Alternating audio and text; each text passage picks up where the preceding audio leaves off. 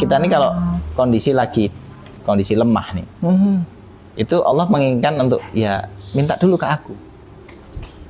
Orang sakit misalkan, sakitnya mungkin sakit harian, misalkan pilek, pusing gitu.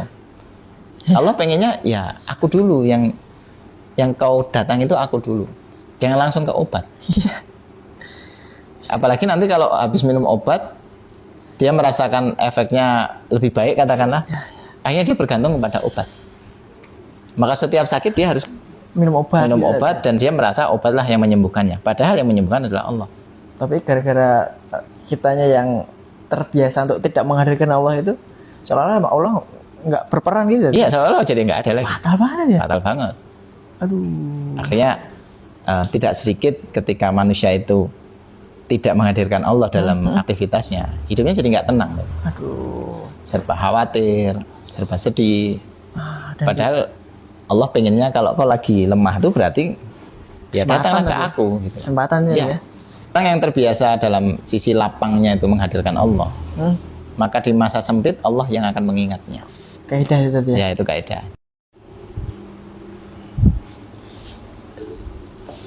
Nah, masuk kayak tadi antum nyinggung tentang mukhlasin tadi. Kita masuk definisinya dulu. Ikhlas itu gimana tadi? Ya ikhlas sebatas yang kami pahami dari kata kholis yang artinya murni. Murni itu artinya tidak bercampur. Kalau tidak bercampur itu ya artinya Allah tidak mau ibadah hambanya itu dicampur dengan cara pengen mencari ridhonya Allah, tapi dicampur dengan juga mencari ridhonya makhluk gitu. Jadi kalau ya bahasa kita hari ini ada unsur riya. Jadi Allah nggak mau. Gitu. Jadi memang benar-benar yang kulakukan ini hanya untuk Allah. Bahkan ada ulama yang menyebut cukup, menurut saya cukup ekstrim lah nyebutnya. Ketika seorang imam dia ruku, jadi dari membaca surat Al-Fatihah atau surat setelah Al-Fatihah ini dia ruku nih, dan dia ruku dan dia tahu ada jamaah yang mau nyusul tuh. Oke, udah jalan umpamanya dia tahu gitu. Terus dia nunggu agar jamaah itu dilama-lamain gitu. Iya, dilamain supaya jamaah itu ikut ruku gitu. Biar nggak masbuk. Iya, biar nggak masbuk. Jadi biar dia dapat 1 rakaat gitu loh. Oke. Itu ada ulama yang menyebut hal itu rukuknya berarti nggak ikhlas. Sederhana itu, Pak. Karena menghadirkan makhluk dalam rukuknya. Karena rukuk itu harusnya hanya untuk Allah. Ya saya bilang ini tadi bahwa itu pendapat ulama yang menurut saya sangat ekstrim lah. Cuma kalau saya pribadi saya mengikuti pendapat itu. Gitu. Justru saya mengikuti pendapat itu. Artinya bahwa kalau kita mau sholat itu ya sholat kita untuk Allah. Jadi banyak hal yang kemudian perlu dilatih untuk menghadirkan Allah terlebih dahulu. Jangan dicampurkan dengan urusan lain, khususnya pada nilai niat ibadahnya. Jadi sholat itu diantara tujuannya kayak tadi kan kita minta perlindungan kepada Allah. Kemudian surat Al-Fatihah sebagai petunjuk untuk melindungi diri kita dari godaan syaitan dan bentuk rasa syukur. Ibadah tadi untuk rasa syukur. Rasa syukur ya. Dan kalaupun karena kita ini manusia pasti bikin salah dalam setiap harinya, maka sholat tadi itu sebagai bentuk minta ampun kepada Allah. Jadi ekspresi merasa bersalah kepada Allah dengan sholat. Jadi sholat itu artinya pengampunan dan rasa syukur. Itu ikhlas itu aja berarti ya. Tadi ya. Kan kalau kita bahas hari ini tentang tema ikhlas, bahkan sudah masyarakat udah pada tentang ikhlas tuh, mereka tuh bilang gini lah, mbok di kelas aja gitu. Oke, ya. Itu gimana? Ya, ada orang kehilangan barang apa gitu terus ya udah tak ikhlasin aja gitu kan. Ya, sebenarnya menurut saya yang saya pahami itu tidak tepat kalimat itu. Harusnya kalimat itu lebih tepatnya aku relakan. Kalau bahasa syariah jadi aku ridho. Kan bahkan ada orang mungkin kehilangan orang yang dicintainya, meninggal dunia misalkan. Sudah diikhlasin aja gitu kan. Aku sudah ikhlas gitu. Sebenarnya lebih tepatnya adalah aku sudah ridho. Saya meridhoi apa yang Allah takdirkan. Kalau ikhlas itu soalnya unsurnya seolah-olah jadi jadi apa ya, tidak ada balasan alias tidak ada pamrih. Jadi misalnya barang hilang ya udah tak ikhlasin, atau memberi yang penting ikhlas gitu. Seolah-olah jadi kayak nggak ada tidak berharap balasan dari makhluk. Benar, kalau itu benar. Cuma masalahnya adalah seolah-olah kalau ikhlas itu nggak ada dampak apapun. Padahal ikhlas itu dampaknya luar biasa. Iya, Artinya, karena hanya Allah yang bisa balas gitu. Nah, bab itulah yang kemudian artinya dia itu terkoneksi dengan Allah. Ya ibarat kalau hari ini kita analogikan pada smartphone misalkan HP nggak punya kuota, tapi karena ada hotspot, ada tersambung. wifi, ada passwordnya, terus cocok nih passwordnya, maka dia tersambung tuh, connected tuh. Sudah connect, sudah terhubung, dia punya akses. Ya.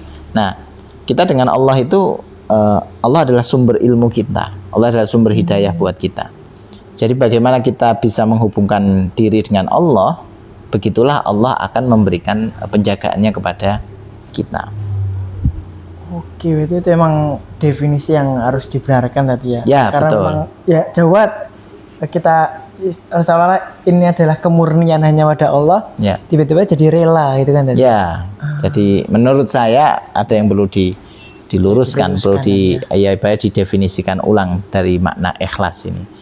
Yang akhirnya orang tuh kalau sudah menghubungkan diri kepada Allah. Ini contoh harian saja. Orang merasakan lapar misalkan. Mungkin dia punya stok di dapur dia, apapun itu makanan. Bagi orang yang terbiasa menghadirkan Allah dalam hidupnya, dia akan meminta dulu kepada Allah baru ke dapur. Kan ini umpama tadi ya, umpama. Dia langsung ke dapur aja kan bisa tadi. Ya, betul. Tapi untuk orang-orang yang terbiasa menghadirkan Allah itu, aku minta dulu sama Allah. Dia minta dulu sama Allah. Baru ke dapur. Dia ngeluh dulu ke Allah. Ya Allah, saya lapar nih. Padahal ada tadi. Padahal di dapur ada. Karena bisa jadi apa yang manusia simpan itu bisa jadi belum jadi rezeki dia. Padahal di rumahnya kan, Tat? Ya kan di rumah dia kan? Iya. Umpamanya kita bicara perumpamaannya. Ketika dia buka nasinya ternyata ada cicak di situ. Kira-kira dia mau makan nggak? Wah, ya, ada semut gitu ya. Ya, apa saja yang bisa membuat ini jadi agak repot lah untuk Artinya kita nih kalau kondisi lemah nih, itu Allah menginginkan untuk ya minta dulu ke aku. Orang sakit misalkan, sakitnya mungkin sakit harian, misalkan pilek, pusing gitu. Allah pengennya ya aku dulu yang kau datang itu aku dulu. Jangan langsung ke obat. Apalagi nanti kalau habis minum obat, dia merasakan efeknya lebih baik katakanlah, akhirnya dia bergantung kepada obat. Maka setiap sakit dia harus minum obat dan dia merasa obatlah yang menyembuhkannya. Padahal yang menyembuhkan adalah Allah. Tapi gara-gara kitanya yang terbiasa untuk tidak menghadirkan Allah itu, seolah-olah Allah nggak berperan gitu. Iya, seolah-olah jadi nggak ada lagi. Fatal banget ya. Fatal banget. Aduh. Akhirnya tidak sedikit ketika manusia itu tidak menghadirkan Allah dalam aktivitasnya, hidupnya jadi nggak tenang. Aduh. Serba khawatir, serba sedih. Padahal Allah pengennya kalau kau lagi lemah itu berarti ya datanglah ke aku. Gitu. Kesempatannya ya. Nah, orang yang terbiasa dalam sisi lapangnya itu menghadirkan Allah, maka di masa sempit Allah yang akan mengingatnya. Kaidah itu ya. Ya itu kaidah. Jadi di saat kita lagi lapang kita mengingat Allah, maka di saat kita sempit Allah yang akan mengingat kita, alias Allah yang akan menolong kita. Dan hamba-hamba kayak gitu kan dia berupaya untuk selalu menghadirkan Allah tadi ya. Ya betul. Dan itu mukhlis itu tadi. Ya mukhlisin. Jadi dia berupaya untuk jadi orang yang ikhlas. Bukan hal yang tidak mungkin kalau Allah nanti mau jadikan dia sebagai mukhlasin, wallahu alam. Artinya bahwa ya tugas kita sekarang mengupayakan ikhlas. Mengupayakan di sini dalam artian jatuh bangun tadi. Ya pasti ada salah, kadang lupa, tapi karena dia sudah terkoneksi tadi tadi. Ya. Akhirnya dia ketika lupa, ya Allah aku lupa. Aku segera mengingatmu gitu tadi. Ya. Ketika manusia itu sering melakukan satu aktivitas yang menurut dia baik, Ya kayak tadi makan, mungkin berobat kan baik itu. Tapi Allah nggak dihadirkan. Itu dampaknya ada. Di antaranya adalah manusia berpotensi besar kena yang namanya ain. Jadi sesuatu yang berdampak kepada dia karena dia merasa apa ya? Ini usaha saya. Ini saya bisa sembuh karena saya berobat ke sini. Saya bisa kenyang karena tadi saya habis makan ini. Padahal yang memberi dia kenyang adalah Allah. Tapi karena Allah dari awal nggak dihadirkan. Apa? Ya, separah itu tadi ya? Iya. Ain. Aduh. Nah masalahnya, misalkan. Iya. Orang sudah ngeluh dengan kalau tadi kan prestasi tadi. Dia merasa bangga. Ini ngeluh. Dia ngeliat nih cuaca mendung. Terus dia wah hujan nih bentar lagi. Di hati udah sebel. Terus dia pakai jas hujan. Dia tetap pakai jas hujan karena dia nggak mau kena hujan. Iya. Tapi dia mencela hujan. Aduh. Singkatnya di kendaraan umpamanya dia kehujanan. Dalam pikiran dia tuh kayak ini jadi sakit nih habis ini masuk angin ini. Nah Allah tuh sesuai prasangka hambanya. Aduh, masuk angin beneran tadi ya. Kasih sakit beneran.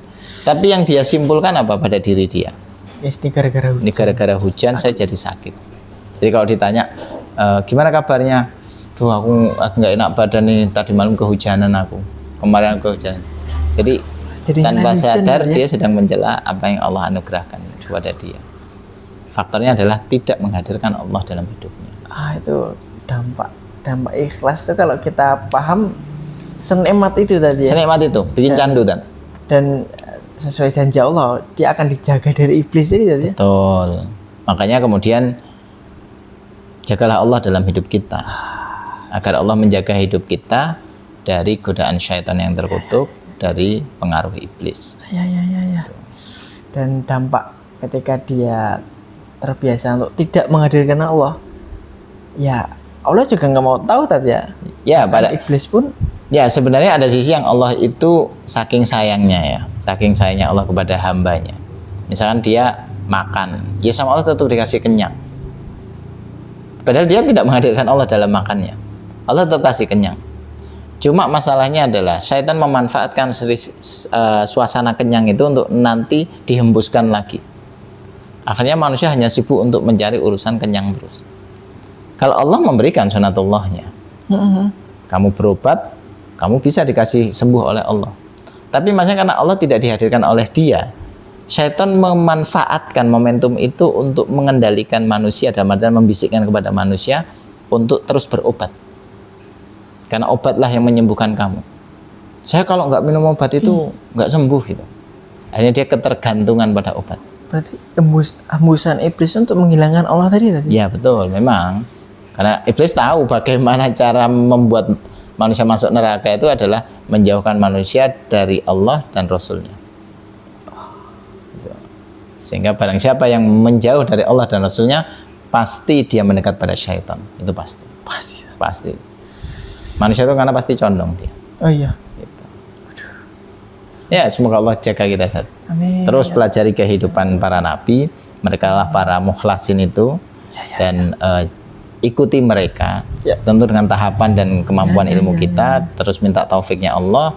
Sehingga Allah jaga hidup kita dari kebaikan, dengan kebaikan-kebaikan. Dan Allah jaga kita dari pengaruh-pengaruh iblis dan syaitannya. Wallahu a'lam bishawab.